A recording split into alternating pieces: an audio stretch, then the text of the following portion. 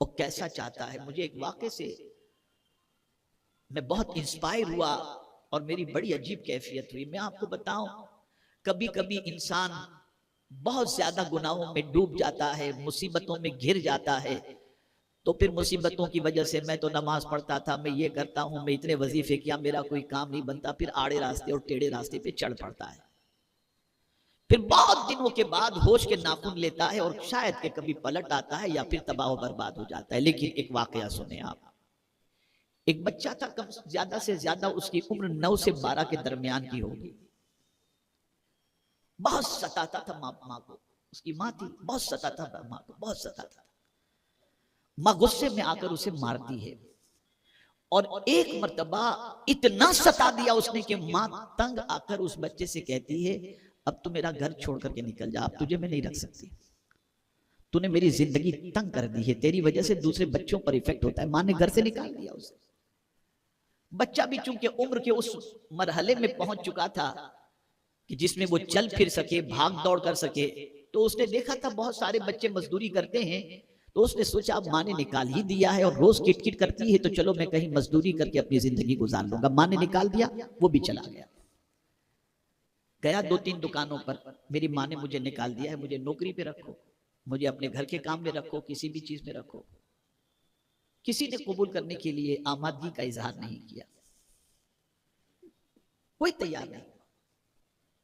एक ने कहा भी कि हम तुझे रखेंगे लेकिन पहले तेरे बारे में मालूमात हासिल कर लिया। बच्चा भूखा था, माँ ने निकाल दिया था सुबह सुबह।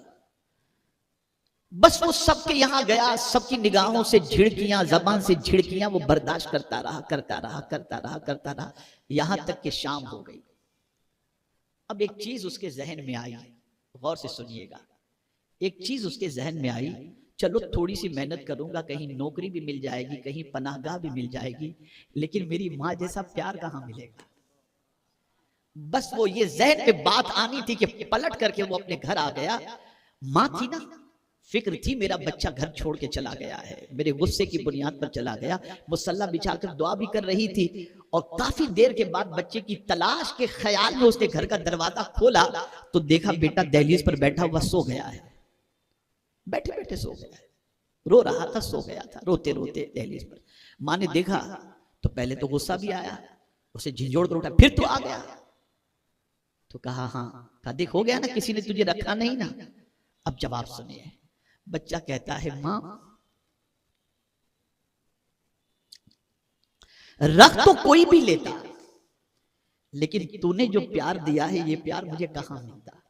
इसलिए मैंने सोच लिया कि चाहे तू झिड़के, चाहे तू मार, चाहे तू कुछ भी कर, मैं तुझे नहीं छोड़ूंगा। और ये कहकर रोने लगा। फौरन माँ ने अपने सीने से लगा लिया। एक सूफी बुजुर्ग फरमाते हैं, नादान, एक माँ की तरफ जब तू पलट कर आ जाए तो माँ तुझे इतना चाहने लगती है, तू अगर खुदा की तरफ पलट कर आता तो तेरा मौला तुझे कितना चाहे। है कोई उससे ज्यादा चाहने वाला? है कोई उससे ज्यादा प्यार करने वाला? है कोई उससे ज्यादा मोहब्बत करने वाला? लेकिन बड़े अफसोस की बात है, हम बहुत दूर निकल गए, बहुत दूर निकल गए। हमारे दिल में जज्बा ही नहीं है खुदा की तरफ बढ़ने का और उसके रसूल सल्लल्लाहु ताला अलैहि वसल्लम की तरफ बढ़ने का। हमने दुनिया के इंसानों के अंदर सब कुछ पा लिया और उन्हीं में सब कुछ समझा, लेकिन मुस्तफा जान रहमत सल्लल्लाहु अलैहि वसल्लम और रब्बे कदीर जल्ल जलालहू की तरफ हमारी तवज्जो कभी मबजूल नहीं हुई। अल्लाह फरमाते पलट आओ, मैं कोई गैर नहीं, तुम्हारा रब ही हूं, तुम्हारा रब हूं, तुम्हारा पालने वाला हूं। पलट आओ मेरे बंदो मेरी तरफ, आ जाओ मेरी तरफ। अल्लाह बुला रहा है, वानीबू इला रब्बिकुम। और ऐब इस तरीके से छुपाया, कुर्बान जाइए। कहीं ये जिक्र नहीं फरमाया कि तुम गुनाहों में इधर निकल गए, तुम नाफरमानी में आगे निकल गए, अब पलट आओ। नहीं नहीं नहीं, कुछ नहीं फरमाया। बस तुम आ जाओ, भूल जाओ पीछे की बातों को। जब तुम मेरी तरफ पलट कर आना शुरू करोगे, इधर कदम बढ़ाओगे, इधर मैं तुम्हारे गुनाहों को माफ कर दूंगा। पलट आओ अपने रब की तरफ। आज कभी हमें ये ख्याल आता है,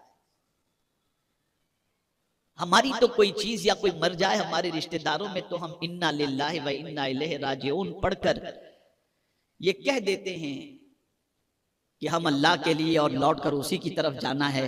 लेकिन कभी ये ख्याल नहीं आता कि हमने भी लौटना है उसकी तरफ। अगर जीते जी नहीं लौटे तो मरने के बाद तो लौटे जाएंगे। और फिर यहां देखिए अंदाज कुरान का, राजिऊन फरमाया, पलटने की बात कही गई, लौटने की बात कही गई। पता चला हम यहां पर आरजी तौर पर हैं, ये हमारी मुस्तकिल जगह नहीं है।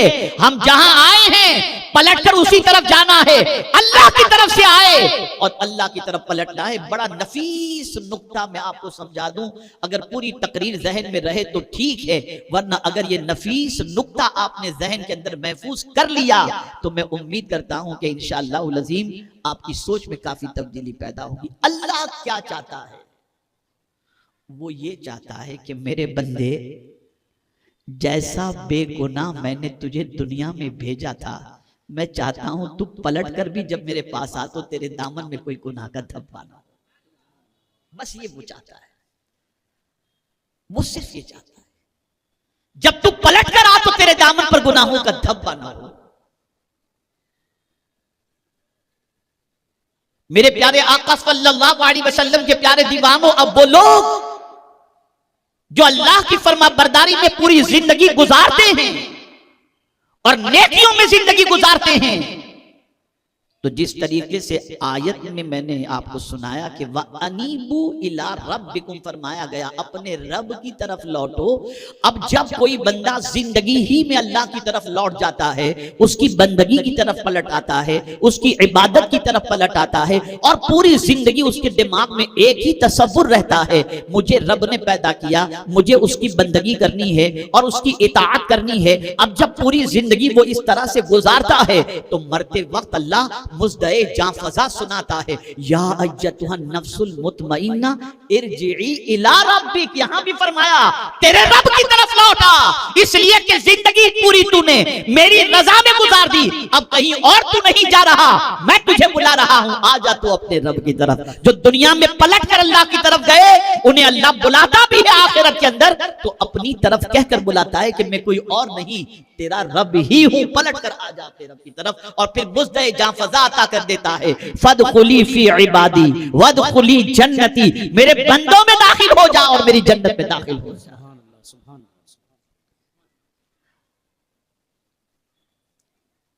और शादी के बाद कोई मियां बीवी का झगड़ा हो जाए तो हर कोई चाहता है कि ससुराल में फिर वो पलट कर चली जाए। मीडिएटर बीच में लाए जाते हैं, ये मुसलसल घर में रहे ये अच्छा नहीं है, तलाक वाक़े हो ये भी अच्छा नहीं है, खुला का मामला हो ये भी अच्छा नहीं है, ये पलट जाए अपने घर की तरफ, चली जाए अपने ससुराल वालों की तरफ, अपना घर बर्बाद होने से बचा ले। ये हर जिम्मेदार कोशिश करता है और हर आदमी ये फिक्र करता है। हाँ, आज के दौर के अंदर बाज नादान माँ बाप और बाज नादान बच्चियां जो है वो अकड़ जाती हैं और कहती हैं नहीं नहीं हमको तो नहीं जाना, और फिर पूरी जिंदगी रोती रहती हैं, बच्चे फिर इधर उधर बड़े होते रहते हैं, बर्बाद हो जाते हैं। याद रखो ए रसूल आज़म सल्लल्लाहु ताला अलैहि वसल्लम के दीवानों और ख़वातीन इस्लाम, कभी भी अपने ससुराल का घर छोड़कर भागने की कोशिश कोई खातून कभी न करे।